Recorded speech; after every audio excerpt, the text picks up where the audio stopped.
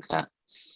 Also would like to pay great respect to both Venerable speakers that joining with us today. We have Most Venerable Viriyathamo, Puoch Kandaal, live from New York City.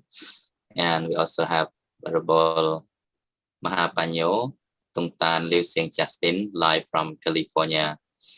And of course, this is the English program known as Buddhasāsana program, which is conducted in the purpose of promoting Buddhism locally and internationally, especially to help people who do not understand Khmer to be able to have some understanding about Buddhism, about the Khmer culture, and some ritual practices which relate with Buddhism and Khmer culture to our younger generation, and also especially to the people around the world to get to know more about what the Buddha taught.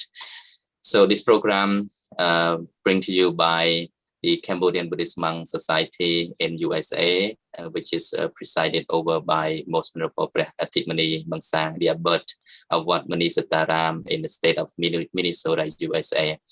And today it is a great pleasure that we have come back again with another very interesting topic, and also very common topic that most of people always talk about, and especially among Buddhist people. The title of the topic is the 5 precepts, or some people call the 5 Buddhist precepts. In Pali term, it is usually expressed as a Pancasila. So as Buddhists, we always get familiar with this term, the Pancasila or the 5 precepts. But again, some people may not aware yet what are the 5 precepts and how important the 5 precepts to our daily life and also to society at large. So today we gonna have Most Venerable to provide more elaboration on the 5 precepts, its meaning, its benefit, and how to practice it, and what happens if we don't follow the 5 precepts or break the precept. Then of course, please stay tuned with us until the end, as we are going to discuss this for 1 hour duration. Well, without wasting any more time, let me start the first question with Venerable Viriyathamo from New York City. Hello, Venerable. How have you been so far? All right. Yeah, thank you for joining with us. And I know that now in New York it's 9 p.m., right? Yeah. So how is everything at your monastery? Yes, most of the time it's quiet, and most of the time. Is there still people coming? Yeah, sometimes. Yeah. So, well, as you also very often, I think you always deliver the 5 precepts to our people, especially the Buddhist people who come to, do ceremony, to participate in any programs at monastery. So I would like to know a bit about the term Pancasila. What is the meaning of that?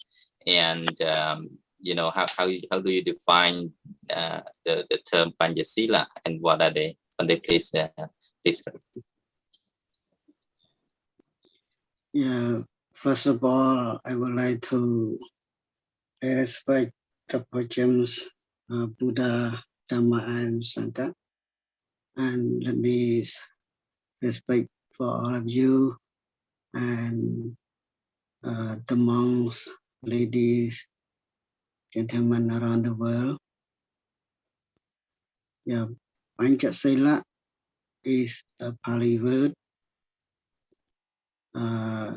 It is a combination of the words. It means that 2 words combine 1 word. So Pancha means 5, and Sila basically means precept and principle. So 5 precept or Pancasila means 5 principles or 5 precepts. This basically means for all sanction.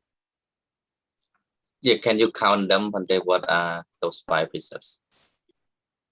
Yeah. 1, do not kill any living beings.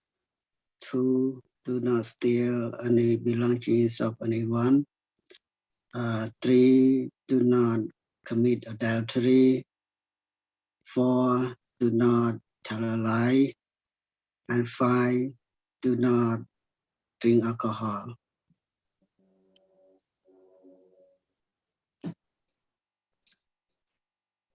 Yeah, so thank you so much, Bhante, for for sharing the terminology, also the basic meaning of what Pancasila means, and also you pointed out what are the 5 precepts, like to abstain, the intention to abstain from killing, and then to abstain from taking what is not given, or from stealing, to abandon sexual misconduct or committing adultery, and to refrain from telling lies, and finally to refrain from using intoxicated drinks, and so on. So these are basically the 5 Buddhist precepts that we Buddhists always observe. So let me move back to Venerable Justin Mahapanno. Can you explain a little bit more about this term? I know that you are very good with the terminology. You may have different, terminologies when referring to the term Pancasila. Okay. Well, let me try to do this properly this time, instead of just taking that. Well, first and foremost, with the acme of my reverence to the Buddha's teaching, I prostrate myself with my 5 limbs to my deceased parents, Mahaupasaka Tanchuken and Upasaka Tungling, whom I considered as my first teachers, my gods, and my Brahmas, which is in accordance with the Buddha's teaching. Secondly, as prominent, I pay homage to the triple gem, the 3 jewels, which are the Buddha, Dhamma, and Araya Sangha. Thirdly, my profound respects to my Upasampada, Mahayunun, and Namasaka to all the most venerableness out there. Well, practically, it has been elucidated already. Pancha is 5, Sila is precept or principle, right? That is very straightforward.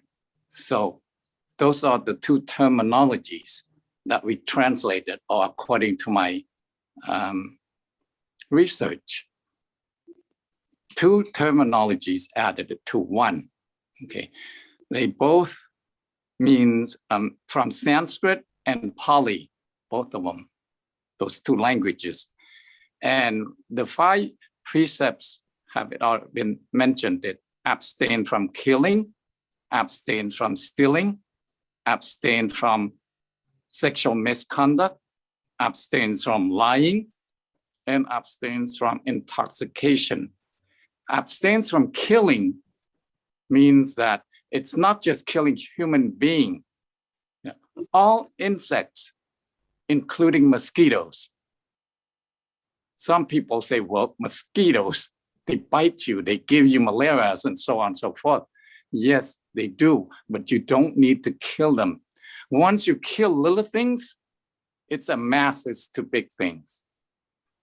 As I have done it myself when I was a lay person, I was thinking of the wrong way, right? I kill ants, I kill mice, I kill mosquitoes because I was thinking of myself because of the health issue. So if you look at it that way, that is quite selfish, because those living beings, they want to live as well, correct? They don't want to die. And in addition, they don't have long lives. If we can have benevolence and compassion to small living beings such as insects. That's how one started, not to kill human beings. But once that's amassed, oh, it'll come easy, believe me. Next, it'll be fish, next, it'll be dogs, next, it'll be cows, and so on and so forth, human being. So that's what it means, abstaining from killing. It's not just human being, it's all insects. Okay. Any insects that you can see with naked eyes, you don't kill. People have asked, what happened then when you boil the water? There's germs in there, right? Well, the Buddha said we could not see it. In addition, that is for our health. If you were going to drink any, what's the terminology that I'm looking for? Bacteria, you'll be sick. You don't want to kill them, but you just cannot see them, right? However, you have to understand there's also time that we have to cogitate upon that topic as well. So if the mind saying that, no, I don't want to kill you, but yet I'm still taking care of myself in a proper way so I won't get sick. The Buddha allows that because you cannot see what's in the water. However, if you see what's in the water, you are not supposed to kill them. Okay, so that's the first precept. The second one is abstain from killing. Abstain from killing, abstain from stealing, meaning that you don't take things that do not belong to you. If they don't give you, verbally giving it to you, mentally giving it to you, or bodily giving it to you, you don't take them, period. Thirdly,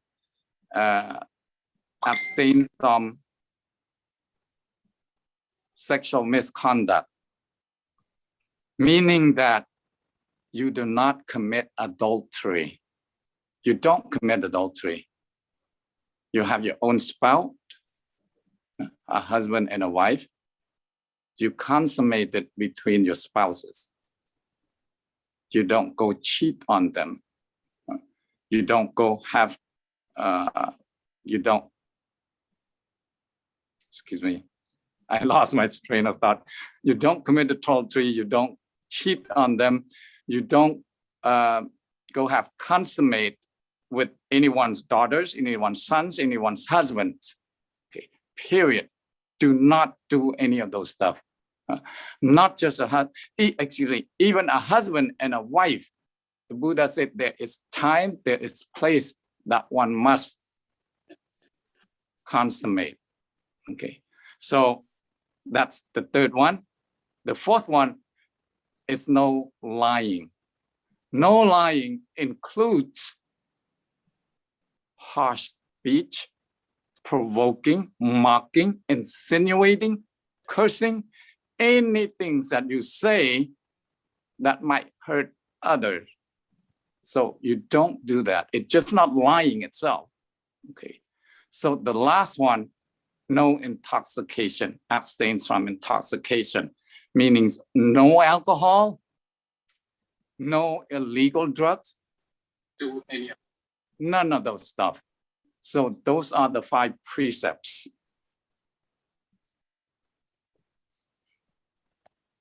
Yeah. Thank you so much, Venerable, for elaborating each of the 5 precepts. As Venerable was already mentioning, I think it's quite clear for our listener to catch up some of the idea. What are the 5 precepts and how we should do. But again, let me move back to Venerable Vidyathammo. Can you explain why the 5 precepts is so important for us in living society? Can you give some example of how each precept play its important role in promoting our lifestyle to live happily and peacefully? Thank you very much for asking me. And let me respect for you again. You said already that 5 precepts of Pancasila is the basic for being good as a human being. So why are they good for being human? We understand that the life is only one. You have anything, you have Bhikkhu, you have silver, you have dollar, you have money, whatever you have, no matter how much you have, you cannot buy life. So life, the most important on earth, only one. And the life for any living being is the most important.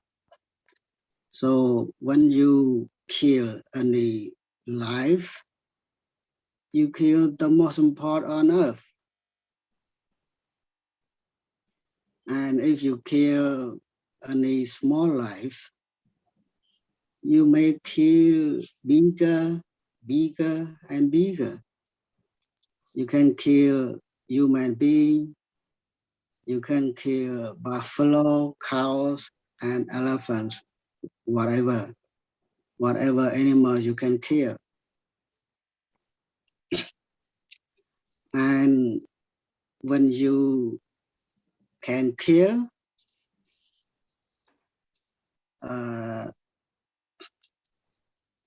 you are bloody in life. You feel guilty. You understand yourself that you can be criminal. You know that even you can hide from other people, but you know yourself that you're criminal. And you then never happy, never peaceful, and never full human being. If anyone know that you are criminal, no one can trust you. No one can go with you in a knife. So it's the qualities of being good person. It is the most important for human being not to kill. And it is not Buddha creative. It is the nature of being good, being happy, being harmonious, and being prosperous in the society, not only in the human society, but any society, animal society. If you do not kill animal, animal love you. And other people also love you, they trust you, they can be friendly, they can be do whatever we want. So that is the nature of being good in not being good not to kill any living beings. And we can also understand that not to steal. So is there any society allow people to kill, to steal? Sorry. No, there's no any society allow people to steal anything. The constitution, the laws, the rule of the law, or any kinds of religion, they do not allow people to steal. So if you steal, it means that you are outside of the society. You are not good. You are bad, and people scare you. People cannot be trusted. So there's the reality in our life, and not to commit adultery. Who want you to commit adultery? You have a wife, you have a husband. Who want to do that? No, no one want to do that. So if you commit adultery, you break your honesty. You have no more honesty, no more trust, and everything gone. Like the family have been built for a long time. The family have been prosperous, peaceful, very happy, very harmonious. Everything destroyed when you commit adultery. So we know that it's not in the sky. It is in our life. We see that. We see that in the society. So not to tell a lie. Who want people to tell a lie? No, no one. So when you tell a lie, if they do not know you know yourself that you tell a lie, then you are not happy. You are not peaceful. You are not calm. You are not a good person. You know that. And when they know, you have more problem. Very dangerous, very risky in the society. So not to take intoxicant. Yeah. And this one is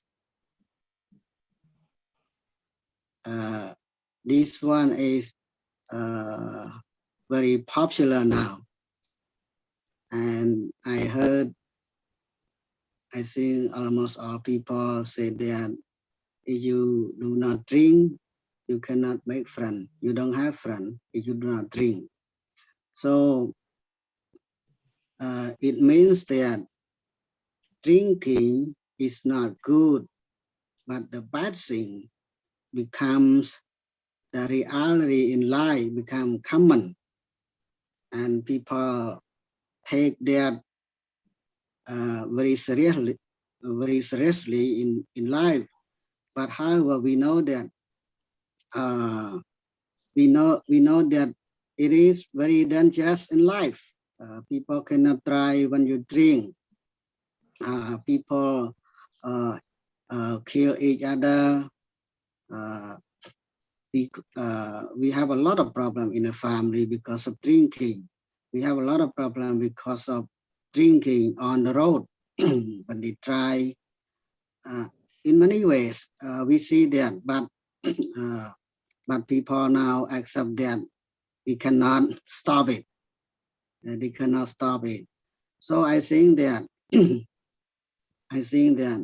because of the bad culture, because of education is not enough to cultivate, because of people misunderstand a lot what to live the life happily, peacefully, prosper continuously.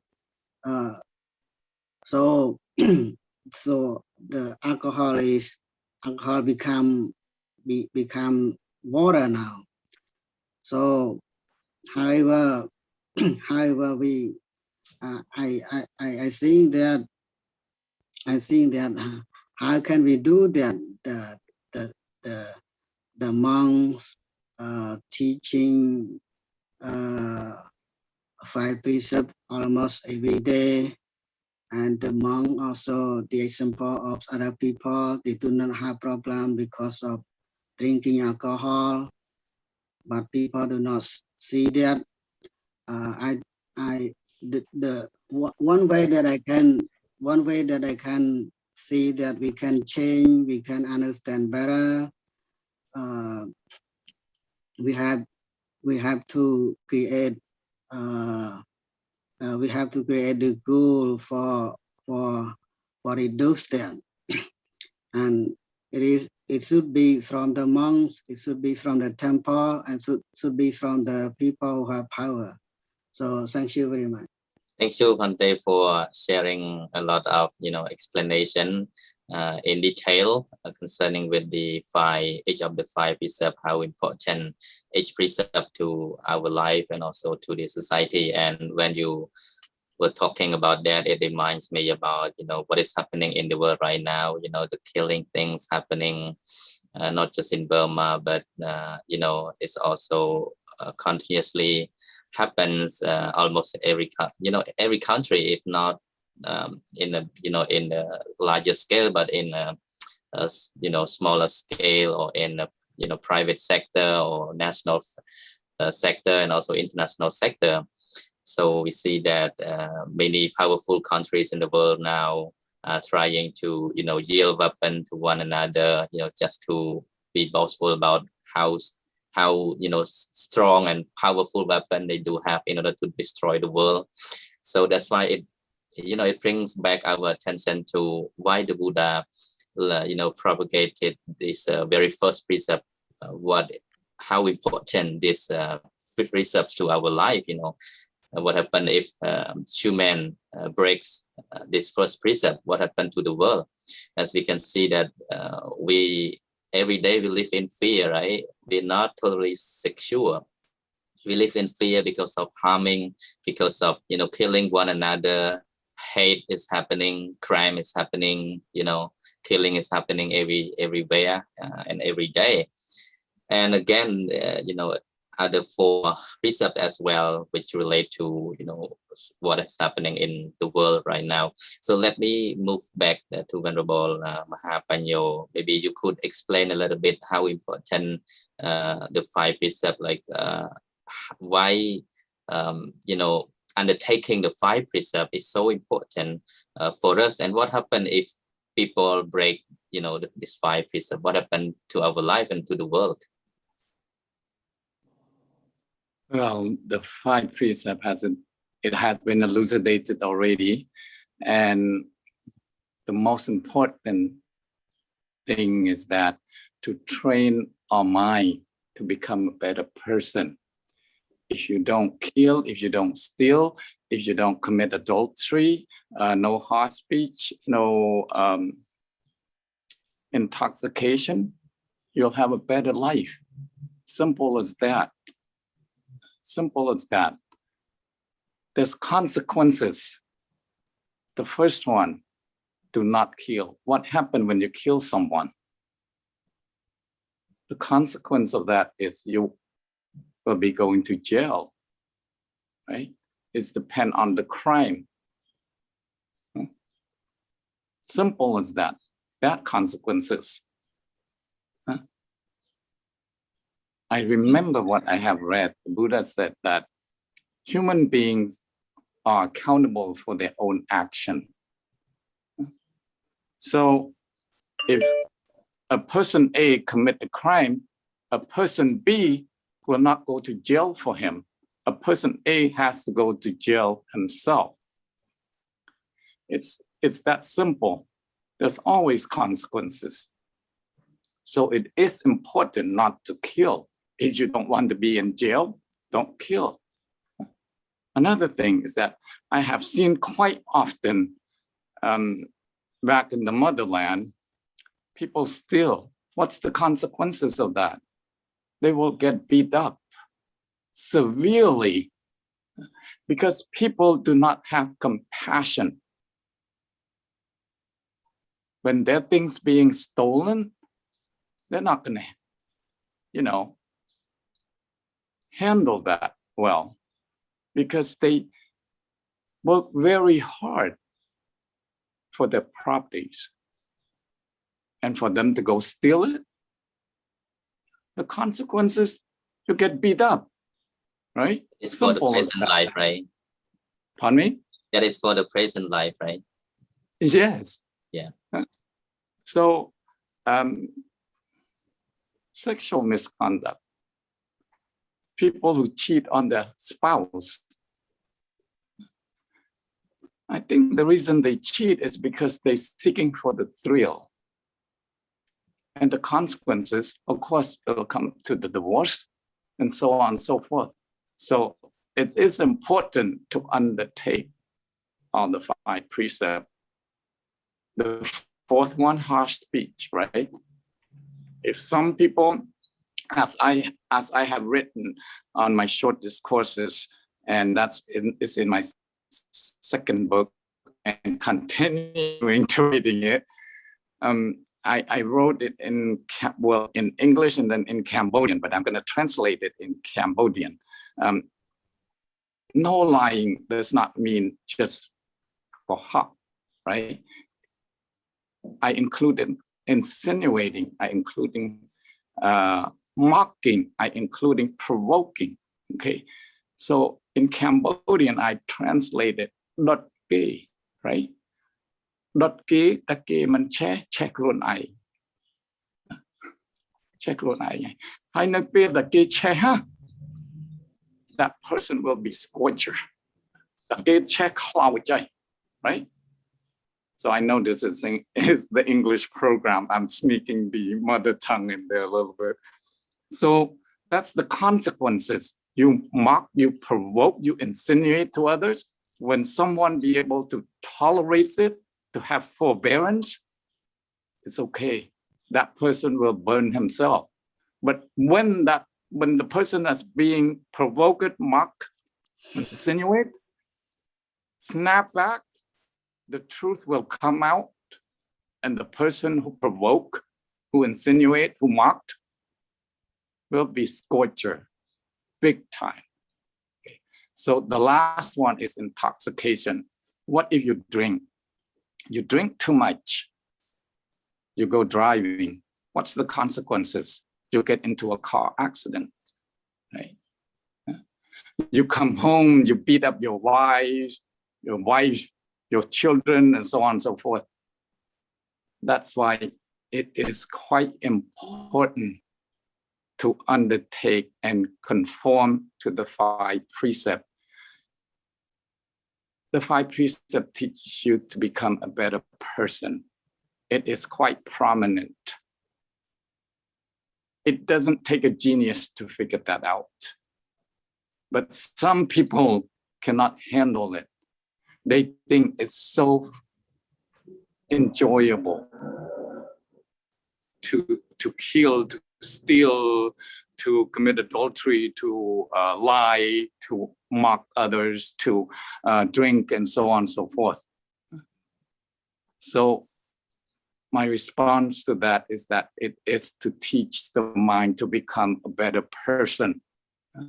If you conform to those 5 precepts, you will become a better one in this lifetime and in the next lifetime. Am I on the 3rd question yet? What was the 3rd question? What is the results or something like that? I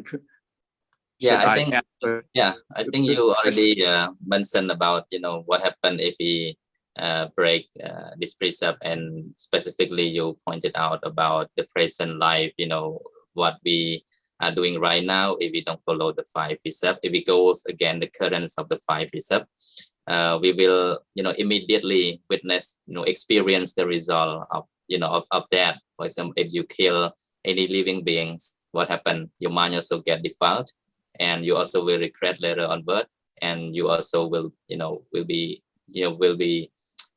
build more hatred. It's like like throwing hatred to one another. Like if you kill somebody, then they're gonna revenge you, and you also will be imprisoned, for example. But yeah, I want to turn to Venerable Vidyathammo about, maybe you can talk from the, point of view from the sutra, from the Buddha Sutra.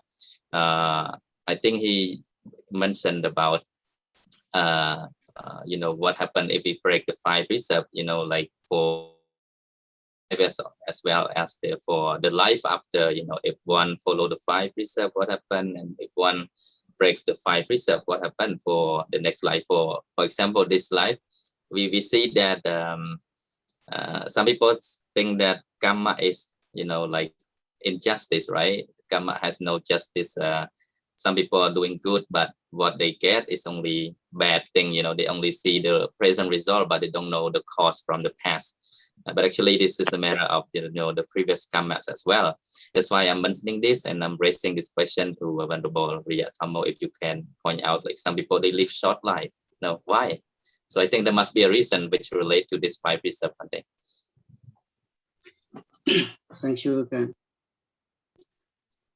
yeah, from the point of view of Buddhism,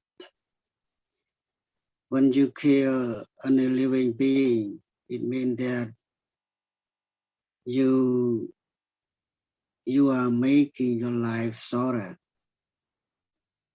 because karma, what you do, you get it. So if you kill any living being, your life also being killed. You kill someone, someone will kill you in the present time or next life. So this is the point of view of karma.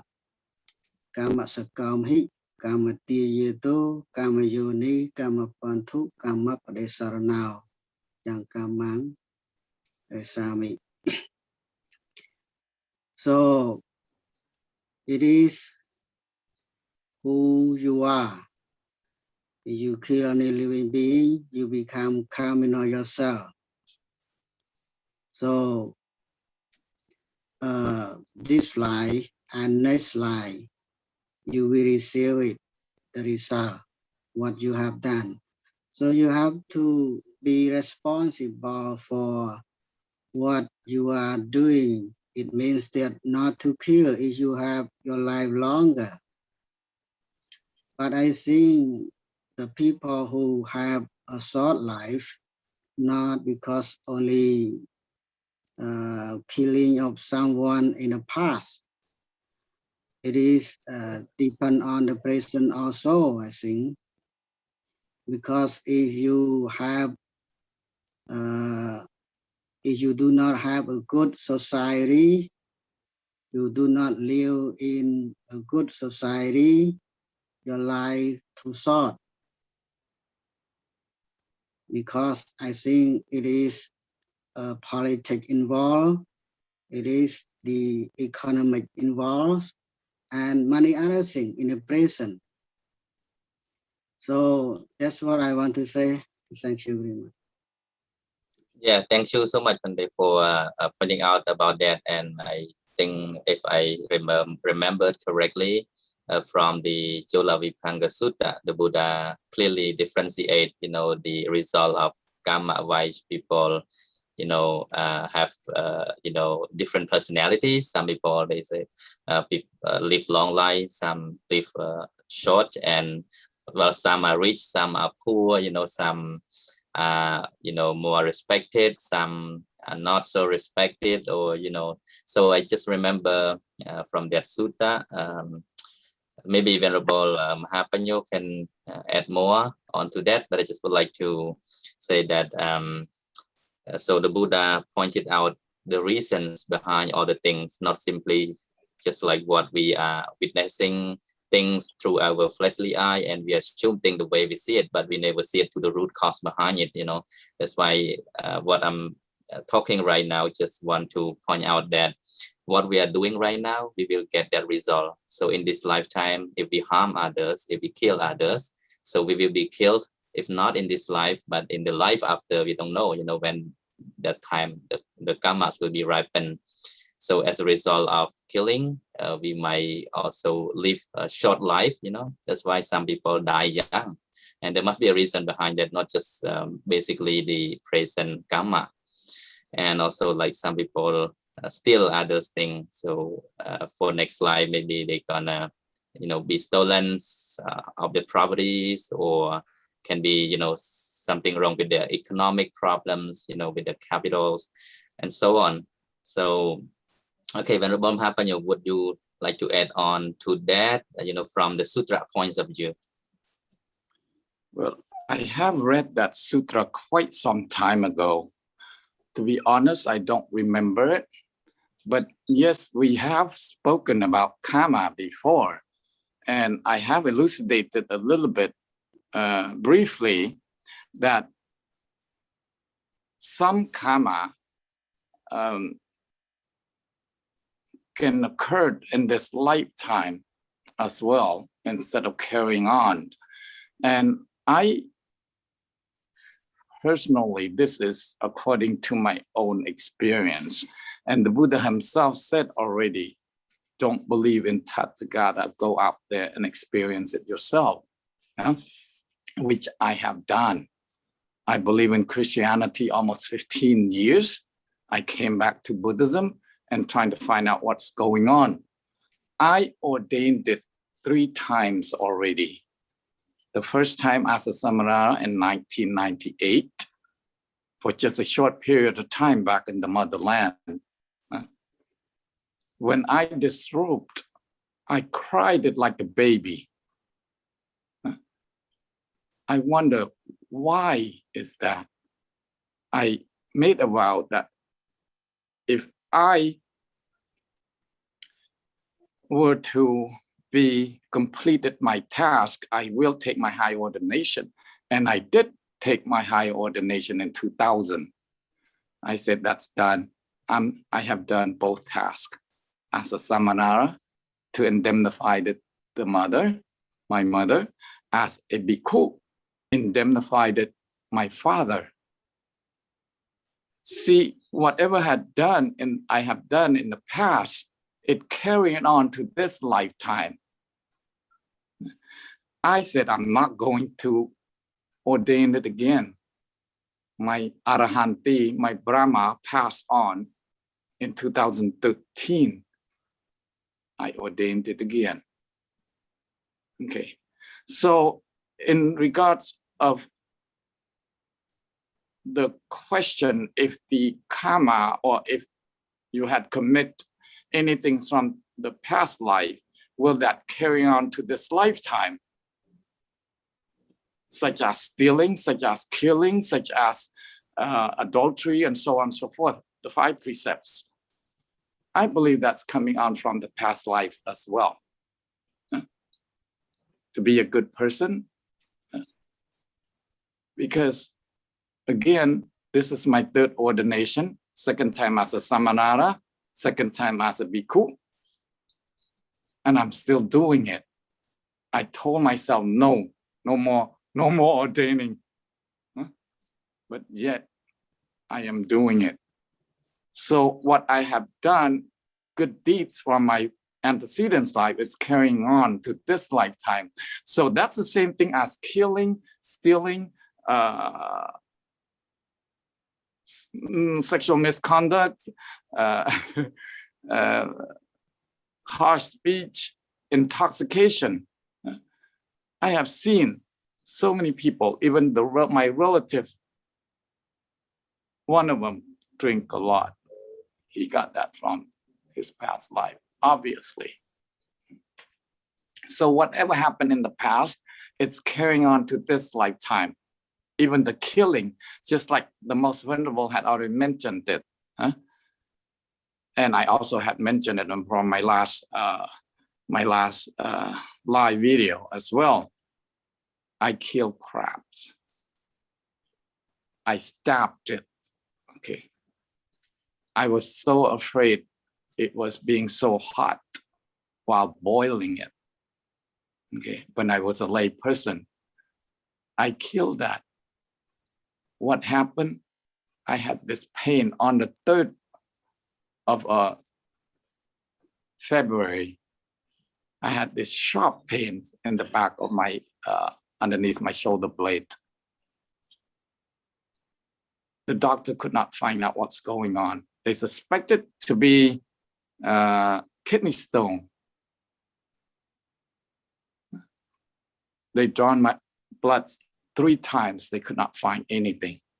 The conclusion is that because I killed the crab, stabbed it with the pointed knife, and the consequences, I get this pain in my back beyond one's imagination. So the bad karma that I had done in this lifetime, it has ripened in this lifetime. So that karma, according to the Buddha, will not occur to my next life. Hopefully that won't be in my next life. If it if it is paid off for this life. Yeah. Otherwise, they'll just continue to be paid off, you know, life after life. I mean, yeah. Exactly. Like Yeah. the Buddha himself, you know, in Mahapanno, 500 carts crossed the river, right? During one of his past lives, he was a cowherd boy. He did not allow 500 cows or 500 oxes to drink the water. So it was not ripened until he had attained the enlightenment. However, due to his perfections that he had accumulated, in Cambodian, we call it Baramai. And again, I would like to elucidate this a little bit so that we understand the term Baramai. It's not in regards to the dog spirit and so on and so forth. The Baramai, according to my research, it means that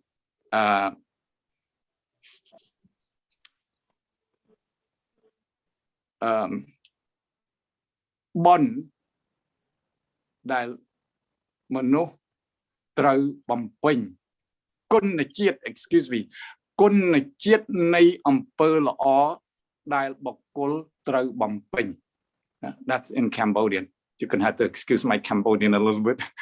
So that's what Baramai means. It doesn't mean relate to any, you know, spiritual, so on and so forth, including myself. Before I doing the research, I was thinking, oh, that's dog spirit, blah, blah, so on and so forth. But after I have done my research, I go, oh, yes, that's what Baramai means. And Baramai is translated into English, it's perfection. Okay, so after he had attained enlightenment, it is ripened and so on and so forth. So it's just not that happens from this lifetime, it happens from the antecedent lifetime, it's carrying on. And in this lifetime, if it happens and it occurs, if it is ripened in this lifetime, it will not be carrying on to the next lifetime. Yeah, thank you. Thank you so much. Well, thank you so much for sharing about all this information. Now, let me turn to Venerable Vidyatthamo. I think I still have 2 more questions and we will try to finish it on time. My question is, because we have been talking about, you know, the 5 precepts and the benefit, also the result of breaking the 5 precepts so far. And I would like to know, you know, somewhat of kind of, you know, antidotes to that. If we want to get rid of the, you know, like not to break this 5 precepts, what are the qualities that is, you know, in opposite of the 5 precepts, like, you know, if you want to not to kill, so what kind of quality that we should develop? We can see that the people who can kill any living being before killing, they are angry, they hate, they dislike, they are not peaceful or calm. So the state of is not good. And we know that anyone know that anger, dislike, hatred, not good at all. And because of those, the people are not happy. We see that they are not happy at all, and we want to be happy. We want to live our life to be happy.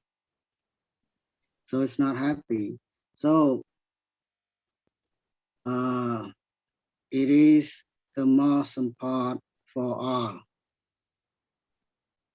We can see that anger is a small thing. Hatred is a small thing. Dislike, a little thing. But when it becomes war, we know that It is a big thing. And the world can be changed. The country can be changed because of the war. But we understand that why the war happened, because of hatred, because of anger, because we dislike. They do not like each other, and they do not have love or compassion. So we want to be happy, we have to have love, we have to have compassion, we have to develop love and compassion, we have to develop being good person. And being good person do not kill any living being. We understand that in our life. So the teachings of Buddha is inside our life and outside our life also. Everything is involved. Everything is related to each other. So we want to have love. Other people want to have love, and any kinds of animals want to have love, and so that we can live with each other in the society happily and peacefully. Yeah, so you were talking about the metta, right, which is the opposite of panatipada, right? Yeah. So is that your the answer? Yeah. Thank you so much for sharing with that. You know, as we have been talking about the 5 precepts, you know, so at the same time, the Buddha also mentioned the 5 antidotes to the 5 precepts, you know, like if we want to refrain from killing, so we have to develop metta, you know, as you have mentioned that because of hatred, because of dosa, that people are, you know, courageous, you know, to commit killing any other living beings. So if we develop metta, you know, loving friendliness or loving kindness, so that we won't have the courage to kill others, even a small insect. So that is the truth, you know. So let me move to Venerable Justin. Do you have anything else to add on to that? What are the other 4 antidotes to the 4 precepts? Antidotes in order to again, based on my personal experience, I do unto other like you would like to do unto you. Okay, killing, stealing, sexual misconduct, harsh speech, lying, and intoxication, all those 5 precepts. What if you kill someone or you kill a dog even? Would you like to be killed? Of course not. So that's how you developed the benevolence and compassion. Benevolence, metta. Some people use it, loving kindness, or translated as loving kindness. Personally, I like the word benevolence better than loving kindness. Anyway, karuna, compassion. In order to develop that, you have to look what you are doing, your conduct. If you kill, you steal, you commit adultery, you lie, intoxication, and so on and so forth. If you want people to do that to you, go ahead and do it. But I most definitely do not want anyone to kill me. Unfortunately, I had done it to crabs. Because during that time, I believe in another religion. I said, that's food, right? But, and again, they don't want to be killed. No one wants to be killed. And no one wants to have their property to be stolen. So that's how you developed it. Before you kill something, before you steal something, you need to think about it. what if someone does that to you? Would you be happy of doing that? Would you be happy of receiving that? Personally, no. I do not want to get killed by anyone. But if my karma, if I had done from my antecedent life, I cannot stop it, right? So for that, we have to understand the situation to develop the benevolence and compassion. Okay. And in order to do that, well, then this may be not related to the topic, but I believe that if one will comprehend the 3 marks of existence completely, one will accumulate benevolence and compassion. And what are the 3 marks of existence? Also known as the 3 characteristics of existence. If you knew that, fully comprehended, you will also accumulate benevolence and compassion. Thank you. Yeah, thank you so much for sharing your insight on, how we can, develop some qualities in conformity with the 5 precepts, as far as I remember in the Pali term, as Panatipata is the opposite with Metta, and then Dinatana with the Jaga, the charity. We have to develop more charity. So, instead of stealing, but we should perform charity, giving away to Dana. And also instead of Kamesu, we have to develop Satara Santosa, Satira Santosa, like having, contentedness with one's wife and one, spouse, something like that. And the 4th precept, telling lies, musavada. Instead of that, we have to practice sajja, truthfulness. And then the sura meraya, instead of consuming alcohol, which cause to lose mindfulness, we instead should practice mindfulness. Develop our mindfulness in order to be able to walk on the right paths, which lead to full liberation and so on.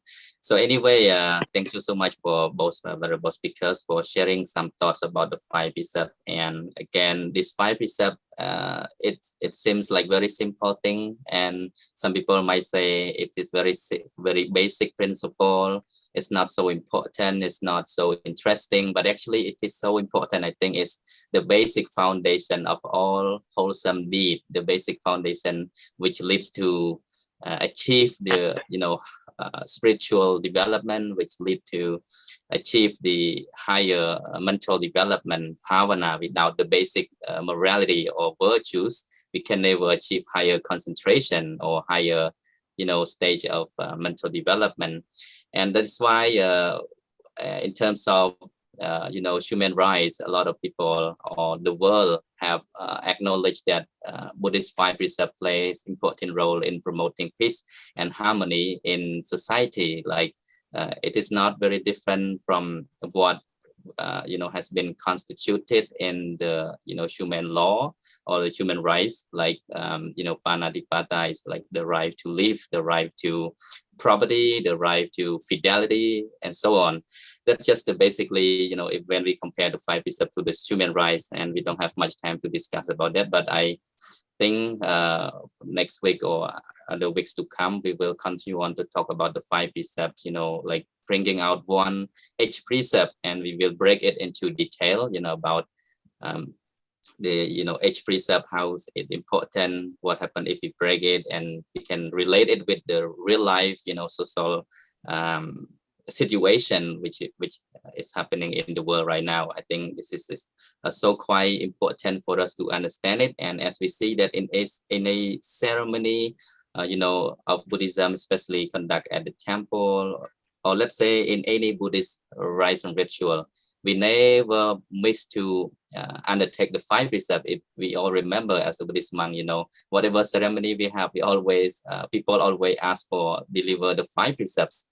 So that shows how the 5 precepts important for our life and for the society, and that is why the Buddha focus on delivering this method or factor so that people can hold it near to their daily basis, practice that on the daily basis. Otherwise, a lot of war, a lot of crime and killing, happening. A lot of insecurity will happen in society when people, commit killing, harming one another, stealing others' property, robbery. A lot of things can happen. The whole society will become a mess. The whole world will be blind by their greed, by their desire, by their hatred. That is why 5 precepts play this important role in promoting peace in our life.